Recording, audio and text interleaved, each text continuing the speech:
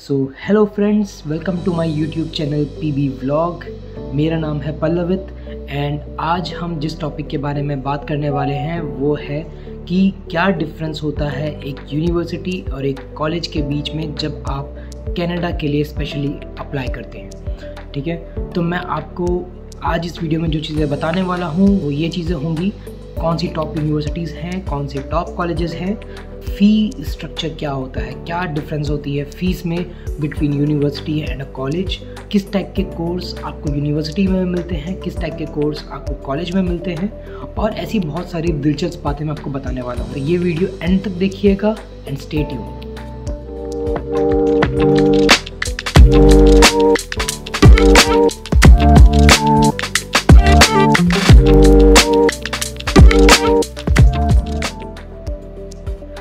तो यार अब क्या है ना कि कनाडा में ऑलमोस्ट 223 यूनिवर्सिटीज़ हैं और अराउंड 213 कॉलेजेस हैं।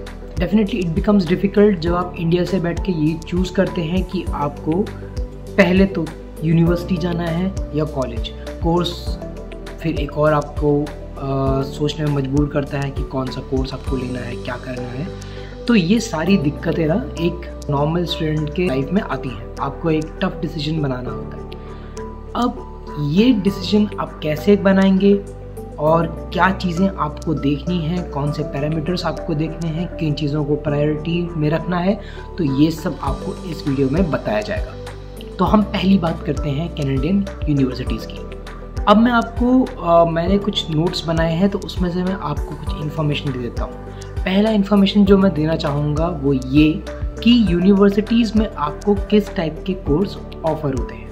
ठीक है, तो यूनिवर्सिटी के केस में आपको जो कोर्स ऑफर होते हैं वो रिसर्च बेस्ड होते हैं। जैसे कि मैं आपको बता देता हूँ कि मेडिसिन हो गया, आपका पब्लिक हेल्थ हो गया, साइकोलॉजी हो गया, बिजनेस हो गया, मतलब जैसे MBA वगैरह होता है, लॉ हो गया, इंजीनियरिंग हो गया, साइंस, ह्यूमैनिटीज़ और आर्ट्स। तो अगर आप इन एरियाज़ में जाने का प्लान कर रहे हैं और आपको एक रिसर्च बेस्ड कोर्स करना है तो आप यूनिवर्सिटी को फोकस करिए। Now let's talk about the tuition fees.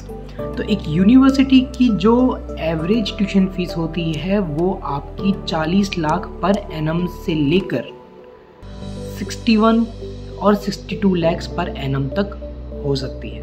ठीक है, तो जो सबसे बड़ी चीज़ जो यूनिवर्सिटी में होती है वो होती है वहाँ की फ़ीस। तो यूनिवर्सिटीज़ की फ़ीस हमेशा कॉलेज से ज़्यादा होती है। अब मैं बात करता हूँ टॉप यूनिवर्सिटीज़ इन कनाडा। तो कुछ टॉप यूनिवर्सिटीज़ इन कनाडा जो हैं अगर आप गूगल में टाइप करेंगे तो आपको मिलेंगी, जैसे कि यूनिवर्सिटी ऑफ वाटरलू हो गई, यूनिवर्सिटी ऑफ ब्रिटिश कोलंबिया हो गई, मैकगिल यूनिवर्सिटी हो गई, रायरसन यूनिवर्सिटी हो गई और यूनिवर्सिटी ऑफ अल्बर्टा हो गई। इसके अलावा भी बहुत सारी यूनिवर्सिटीज़ हैं। तो यार देखो, जब हम बात करते हैं टॉप यूनिवर्सिटीज़ इन कनाडा तो बहुत सारे डिफरेंट वेबसाइट्स और डिफरेंट एजेंसीज़ के हिसाब से वो लोग अपनी लिस्टिंग देते हैं कि ये हैं top universities.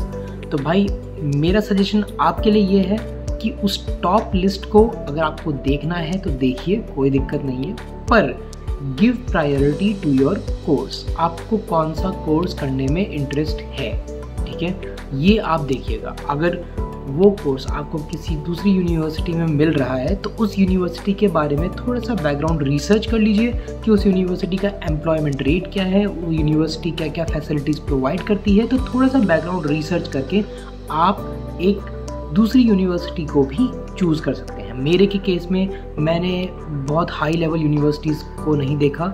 I went for Laurentian university, ये सडबरी ओंटारियो में है and it is a public funded university. ठीक है, तो अल्टीमेटली जो मेरा कहना है वो ये है कि आप अपना कोर्स देखिए कि आपको कौन सा कोर्स करना है। सारी यूनिवर्सिटीज़ को अप्लाई करिए, अपना जो आपके ट्रांसक्रिप्ट वगैरह जो भी वो मांगेंगे वो दीजिए और उसके बाद जो आपको ऑफर लेटर आएगा जिन जिन यूनिवर्सिटीज़ से आएगा उनमें से आप चूज़ करिए। ये ज़रूरी नहीं है कि आपको टॉप लेवल यूनिवर्सिटीज़ नहीं मिली तो आप छोड़ दीजिए। अगर आपके पास टाइम है, इफ़ यू आर डिटरमाइंड, अगर आपको लगता है कि आप और अच्छी यूनिवर्सिटी को टारगेट कर सकते हैं, आप GMAT का स्कोर या जो भी आप एग्ज़ाम देंगे GRE वगैरह, तो उसमें और अच्छा स्कोर कर सकते हैं, आपके पास टाइम है, यू हैव द पेशेंस, तो आप करिए। ठीक है, नाउ हम बात करते हैं कि कनाडा में कितनी टाइप की यूनिवर्सिटीज़ होती हैं। तो कनाडा में 2 टाइप की यूनिवर्सिटी होती हैं। एक होती है पब्लिक यूनिवर्सिटी जो पब्लिक फंडेड होती हैं, जिसे गवर्नमेंट यूनिवर्सिटीज़ बोलते हैं हम दूसरे लैंग्वेज में, और एक होती हैं प्राइवेट यूनिवर्सिटीज़। ठीक है, अब अगर आपको जानना है कि पब्लिक यूनिवर्सिटी और प्राइवेट यूनिवर्सिटी के बीच में क्या डिफरेंस होता है तो मुझे कमेंट सेक्शन में ज़रूर बताइएगा, मैं उस पर एक स्पेशल वीडियो बना दूंगा। अब बात करते हैं लैंग्वेज ऑफ इंस्ट्रक्शन। तो यूनिवर्सिटी के केस में 2 लैंग्वेज यहाँ पर चलती हैं, एक है इंग्लिश, दूसरी है फ्रेंच। नाउ बात करते हैं एडमिशन इनटेक की। यूनिवर्सिटीज़ में जो एडमिशन्स होते हैं वो होते हैं फॉल सेमेस्टर में। फॉल सेमेस्टर आपका सितंबर में होता है। जो विंटर इनटेक होता है वो आपका जनवरी से शुरू होता है, और जो आपका स्प्रिंग या समर इनटेक होता है वो आपका मई के आसपास शुरू होता है। तो ये 3 प्राइमरी इनटेक होते हैं यूनिवर्सिटी के। अब टाइप्स ऑफ कोर्स ऑफर्ड। तो यूनिवर्सिटी में आपको जो कोर्स ऑफर किए जाते हैं वो होते हैं undergraduate courses, postgraduate courses और या फिर पीएचडी। अब बात करते हैं कि what are the advantages of studying at a Canadian university. तो पहली जो एडवांटेज हो गई वो हो जाती है आपकी डाइवर्स प्रोग्राम्स। तो यार यूनिवर्सिटीज़ में आपको इतने सारे प्रोग्राम्स ऑफर होते हैं, इतने सारे टाइप के प्रोग्राम ऑफर होते हैं, बहुत लंबी चौड़ी लिस्ट होती है जिसमें से आप चूज़ कर सकते हैं और अपने इंटरेस्ट के हिसाब से यू कैन गेट एनरोल्ड, आप उसमें एनरोल हो सकते हैं। तो ये यूनिवर्सिटी का एक सबसे बड़ा पॉजिटिव प्लस पॉइंट होता है। ठीक है, दूसरी चीज़ होती है ओवरव्यू ऑफ रियल वर्ल्ड। अब जो प्रोफेसर्स होते हैं यूनिवर्सिटी के वो अपने फील्ड के एक्सपर्ट लोग होते हैं और उन्हें करंट मार्केट ट्रेंड का पता होता है। तो जो भी वो आपको पढ़ाते हैं, जो भी वो आपको बताते हैं, वो चीज़ आपके लिए डेफिनेटली यूज़फुल होती है क्योंकि वो करंट मार्केट से अपडेटेड होती है। नेक्स्ट आपकी बात हो जाती है मल्टीपल फैसिलिटीज़। तो यार जब हम बात करते हैं फैसिलिटीज़ की ना कि आपको कितनी फैसिलिटीज़ मिलती हैं, क्या क्या मिलती हैं, तो हमेशा इस केस में यूनिवर्सिटी ऊपर होती है। ये मेरा पर्सनल व्यू है। अगर आपको लगता है कि ये जो मैं बता रहा हूँ ये गलत है तो आप कमेंट कर सकते हैं, इसमें कोई दिक्कत नहीं है, बट ये मेरा मानना है, this is my personal opinion कि आपको यूनिवर्सिटीज़ में फैसिलिटीज़ ज़्यादा मिलती हैं। अब बात करते हैं फंडिंग अपॉर्चुनिटी की। तो यूनिवर्सिटी के केस में ना क्या होता है कि फ़ीस काफ़ी एक्सपेंसिव होती है, that's true. At the same time universities में बहुत सारी स्कॉलरशिप्स होती हैं, बहुत सारी फंडिंग्स अवेलेबल होती हैं। अगर आप यूनिवर्सिटी को मेल करते हैं, उनसे पूछते हैं तो आपको उसके बारे में जानकारी मिल सकती है। तो जब आपको स्कॉलरशिप या आपको फंडिंग चाहिए होती है तो यूनिवर्सिटीज़ इस फील्ड में भी आपकी मदद कर देती हैं ईजीली।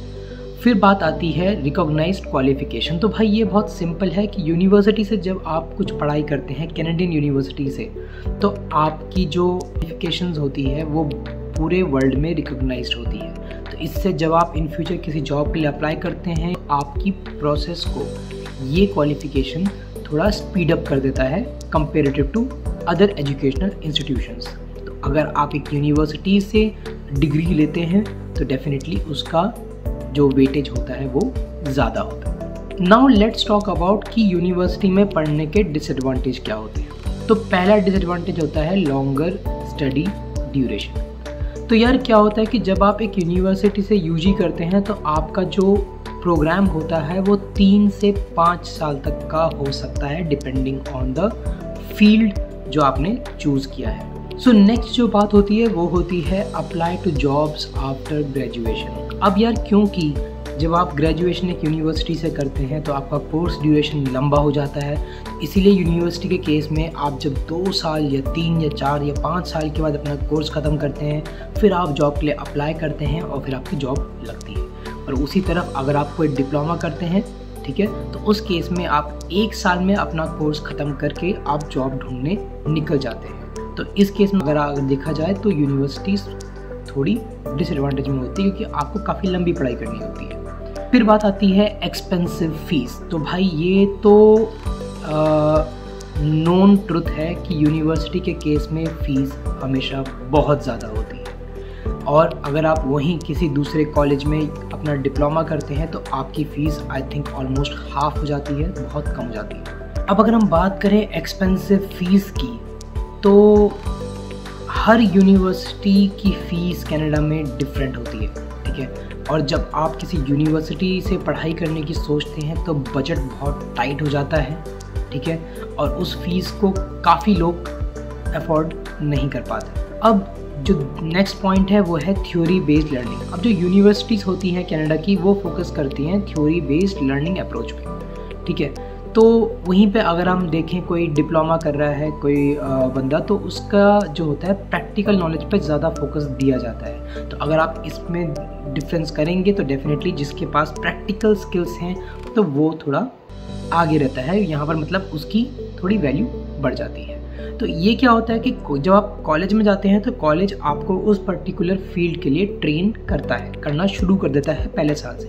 वहीं यूनिवर्सिटी में क्या होता है कि बहुत सारे मल्टीपल प्रोजेक्ट्स होते हैं, बहुत सारी वर्कशॉप्स होती हैं, तो स्टूडेंट की जो एनर्जी होती है वो इन वर्कशॉप्स इन प्रोजेक्ट्स में ड्रेन होने लगती है, ठीक है। पर ये भी एक छोटा सा डिफरेंस है, अगर आप देखें दूसरे नज़रिए से, तो वो वर्कशॉप्स वो प्रोजेक्ट्स जो होती हैं वो ट्रेनिंग जो होती हैं जो एक यूनिवर्सिटी में आपको दी जाती हैं, ये भी आपके स्किल्स को डेवलप करने में आपकी मदद करती है। जो लास्ट डिसएडवांटेज है यूनिवर्सिटी का वो है कवर्स ऑल सब्जेक्ट्स। अब यूनिवर्सिटी जो होती है ना, तो वो आपके कोर्स के हिसाब से आपको बहुत सारे सब्जेक्ट्स दे देते हैं, ठीक है। तो मतलब अगर मैं MBA कर रहा हूँ तो मुझे 10 कोर्स करने हैं जो कि बहुत अलग अलग फील्ड के, मतलब जैसे कि मार्केटिंग हो गया, आपका ऑपरेशंस मैनेजमेंट हो गया, आपका फाइनेंसिंग हो गया, अकाउंट्स हो गया, स्टैटिस्टिक्स हो गया। तो ऐसे बहुत सारे कोर्स होते हैं क्योंकि हम एक डिग्री कर रहे हैं, हम एक MBA कर रहे हैं। वहीं पे अगर आप देखो कोई बंदा अगर किसी एक पर्टिकुलर फील्ड के लिए अप्लाई कर रहा है, मान लो वो कर रहा है प्रोजेक्ट मैनेजमेंट, तो उसको फिर कई सब्जेक्ट कम हो जाएंगे कॉलेजेस में, उसको केवल प्रोजेक्ट मैनेजमेंट के बारे में पढ़ाया जाएगा। तो एक आपको सीधा रास्ता दे दिया जाएगा कि आपको ये पढ़ना है और इस डायरेक्शन में जाना है। वहीं यूनिवर्सिटी आपको नॉलेज दे देती है और अब आपको वो नॉलेज अप्लाई करनी होती है कि आपको किस डायरेक्शन में जाना है। नाउ अब हम बात करते हैं कॉलेजेस की। तो जो कनाडा में कॉलेजेस होते हैं वो किस टाइप के प्रोग्राम ऑफ़र करते हैं उसके बारे में अब हम बात करेंगे। तो कनाडा में जो कॉलेजेस होते हैं वो आपको प्रैक्टिकल नॉलेज देते हैं in field of theology, business, technology, arts, engineering, design, aviation, health care, philosophy और ऐसे बहुत सारे होते हैं। तो ये आपको प्रैक्टिकल नॉलेज प्रोवाइड करते हैं। तो अब अगर हम एक एवरेज ट्यूशन फीस की बात करें इन केस ऑफ कॉलेज, तो आपकी ट्यूशन फीस हो सकती है 6,12,470 से लेकर 47 लाख तक जा सकती है पर एनम, जो कि डिपेंड करता है कि आपका कॉलेज का लेवल क्या है। तो कुछ कॉलेजेस काफ़ी हाई भी चार्ज करते हैं, कुछ कॉलेजेस आपको 6 लाख में भी आपका कोर्स कवर करके दे सकते हैं। अब हम बात करते हैं पॉपुलर कॉलेजेस इन कनाडा। तो पॉपुलर कॉलेजेस इन कनाडा जो है वो हैं George Brown college, Centennial college, Seneca college, Mohawk college and रिवीज कॉलेज। अब ये जो लिस्ट है दोबारा से ये यार हर वेबसाइट के हिसाब से अलग अलग होती है। ये जो मैं लिस्टिंग आपको बता रहा हूँ ये बता रहा हूँ एज़ पर yockit.com, ठीक है। तो यार कॉलेजेस बहुत सारे हैं कनाडा में, ज़रूरी नहीं कि आपको केवल इस लिस्ट तक ही अटके रहना है। यार बहुत सारे और कॉलेजेस हैं, उनके बारे में भी थोड़ा जानकारी लो, थोड़ा रिसर्च करो, यूट्यूब पे वीडियोस देखो और आपको उन कॉलेज के बारे में पता चल जाएगा। अपना सब्जेक्ट देखो कि आपको जो सब्जेक्ट चाहिए वो वहाँ मिल रहा है और उस सब्जेक्ट के हिसाब से उस कॉलेज की क्या इमेज है, ठीक है। तो ये चेक कर लेना। अब टाइप्स ऑफ कॉलेजेस, तो यहाँ पर भी यार 2 टाइप के कॉलेजेस होते हैं, एक पब्लिक फंडेड कॉलेजेस होते हैं और प्राइवेट फंडेड कॉलेजेस होते हैं। तो ये सीन बिल्कुल सेम है जैसे यूनिवर्सिटीज़ का है। दोबारा से अगर हम बात करें लैंग्वेज ऑफ इंस्ट्रक्शन, तो यार कॉलेज के केस में भी सेम है। लैंग्वेज ऑफ इंस्ट्रक्शन जो आपकी क्लासेस होती हैं वो इंग्लिश में भी होती हैं और फ्रेंच में भी होती हैं। अगर हम एडमिशन इंटेक की बात करें तो कॉलेज में भी आपका फॉल इंटेक होता है, विंटर इंटेक होता है और समर या स्प्रिंग इंटेक होता है।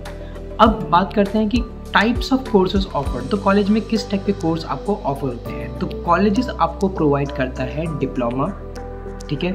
तो जब अगर हम बात करते हैं तो यूनिवर्सिटी और कॉलेज के बीच में तो यार ये डिफरेंस होता है। तो यूनिवर्सिटी हमेशा आपको एक डिग्री देती है, मास्टर्स देती है, पोस्ट ग्रेजुएशन देती है, आपको PhD देती है, पर कॉलेज जो होता है वो आपको डिप्लोमा देता है। नाउ अब हम बात करते हैं कि what are the advantages of studying at a Canadian college.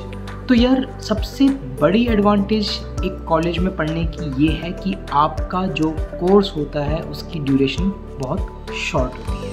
तो मतलब आप एक या 2 साल के अंदर अपना कोर्स ख़त्म कर सकते हैं। अब यार दूसरा पॉइंट होता है डेवलपिंग स्किल्स।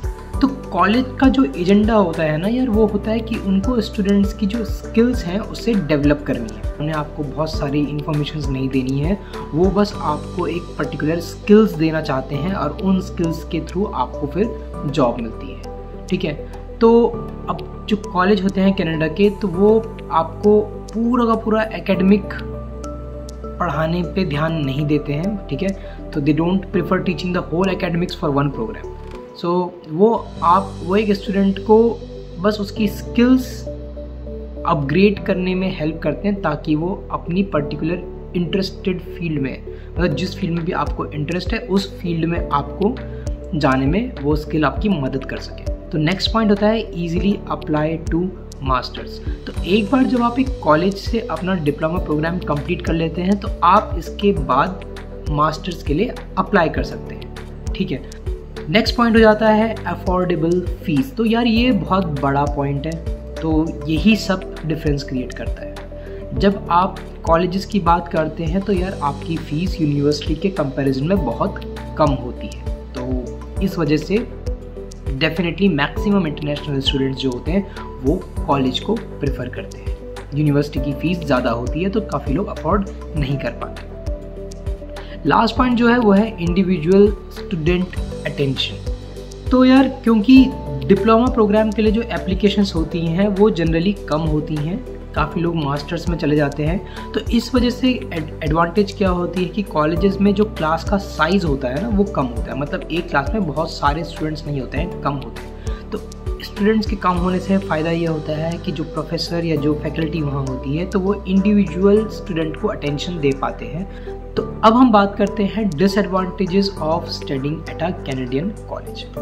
तो यार डिसएडवांटेज बहुत ज़्यादा नहीं है, इन डिसएडवांटेज को आप बहुत ज़्यादा माइंड मत करिए, बट क्योंकि मेरा ये फ़र्ज़ बनता है कि मैं आपको हर चीज़ बताऊं, तो मैं आपको ये कुछ डिसएडवांटेजेस बता रहा हूँ। तो पहला डिसएडवांटेज ये है कि लिमिटेड नॉलेज होती है, क्योंकि जो कॉलेजेस होते हैं कनाडा के वो केवल आपकी एक स्पेसिफिक स्किल को शार्पन करने की तरफ काम कर रहे हैं, तो वो आपको बहुत सारा नॉलेज नहीं देते, वो आपको कुछ पर्टिकुलर एरिया में ही नॉलेज देते हैं ताकि आप उस पर्टिकुलर एरिया में एक्सपर्ट बन सकें, ताकि आप उस पर्टिकुलर फील्ड में जॉब पाने की कोशिश कर सकें। तो इसीलिए यहाँ पर आपकी जो नॉलेज होती है वो रेस्ट्रिक्ट हो जाती है। ठीक है, दूसरा जो पॉइंट है लेसर स्कॉलरशिप अपॉर्चुनिटीज़। तो यार कॉलेज के केस में आपको जब स्कॉलरशिप चाहिए होती है, फंडिंग चाहिए होती है, तो यार उसके ना थोड़े chances as comparative to university से कम हो जाते हैं। ठीक है, तीसरा पॉइंट होता है focused on skill building only.